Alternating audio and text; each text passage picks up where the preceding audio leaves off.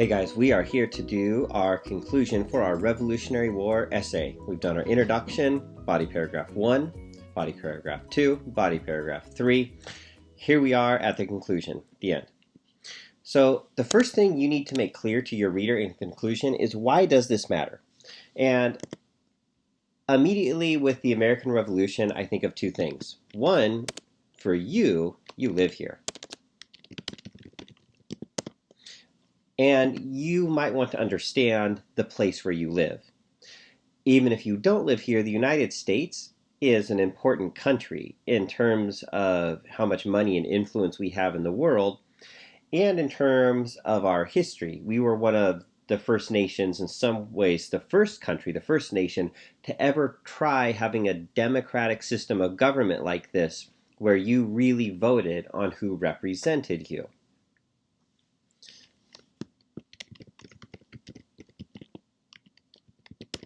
And it really was an experiment.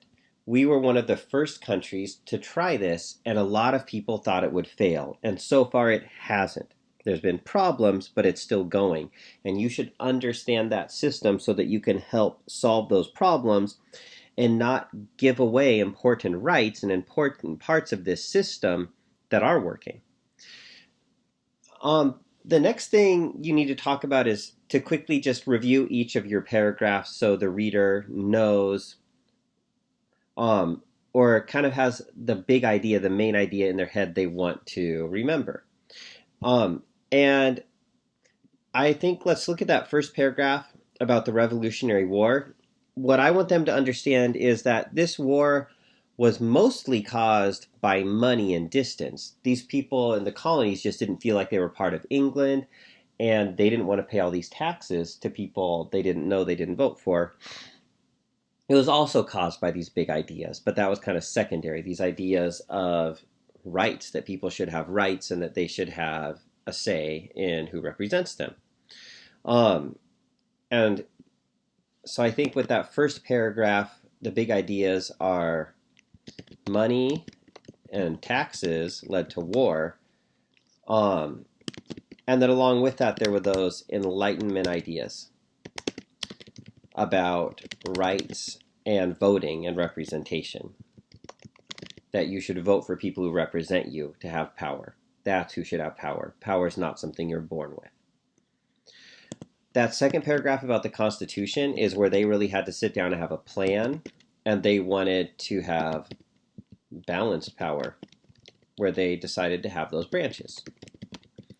That way all the power didn't get concentrated with one person or one small group of people, because that's what they already experienced before. And in that third paragraph, the Bill of Rights, I think it's important to remember that for them, they tried to make all people at the center. People's real lives. So the government wasn't just to keep the people in the government rich and in power, or a group. They wanted to center government and power around all people. And we're still working on that, right? At first, you had to be a white male who owned land to vote. We then included people of different skin colors. We then included women, and there's still issues with both of those things. We're still working those things out, but there's this big overarching goal we're working towards. So I'm going to go ahead and make these into sentences. Why does this matter? The American Revolution matters because it is your country, and even if not, it's an important, relevant country to you. It is your country. You should understand it.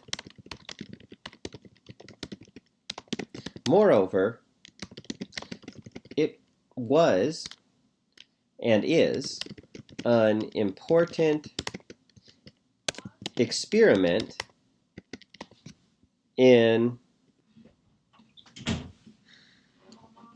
and this experiment was kind of, like we said before, they thought it would fail. So I think I'm going to say it was and is an important experiment about whether or not all people could really hold power themselves, and if government could protect their rights. Those were new things that all people could have a piece of power that wasn't concentrated in a few people, and that the government could really actually look out for all people. So why does this matter? The American Revolution matters because it is your country. You should understand it. Moreover, it was and is an important experiment about whether or not all people could really hold power themselves and if the government could protect their rights. That's why this matters. Now, let's review each of those paragraphs in one sentence. To begin, we learned how money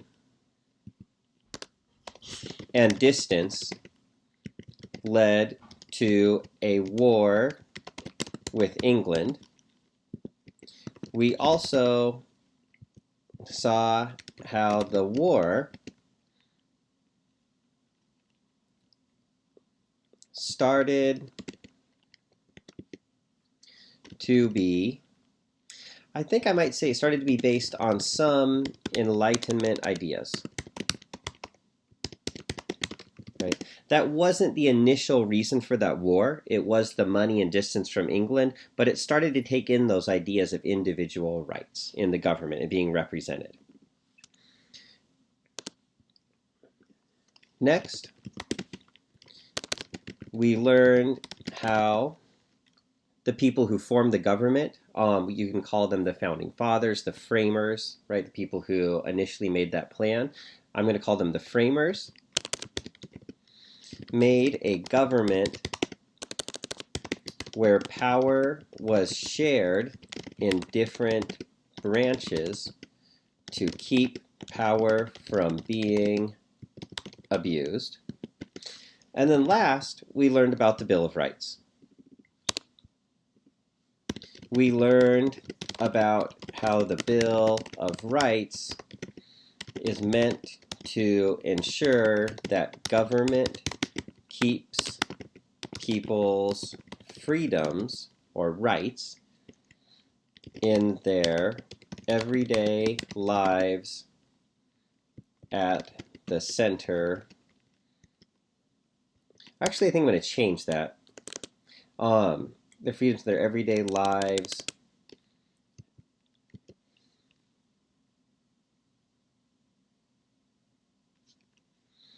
as its main goal.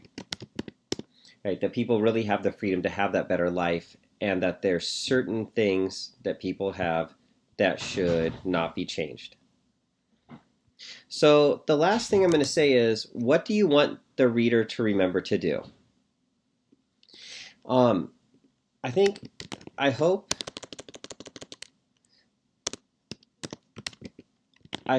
that you keep all of this in mind as you watch our current government, and that it helps you make wise choices about whether the path they are on is the right one for all of us. So I really want people to keep those things in mind as they listen to the news, as they listen to politicians speak, as they get older and start to vote, that we have these founding ideas of rights and representation, and whether what's happening in our current government and governments as you get older really supports those ideas of all people having equal rights and being represented. So there's one idea of what your conclusion could look like, and that's all. Bye.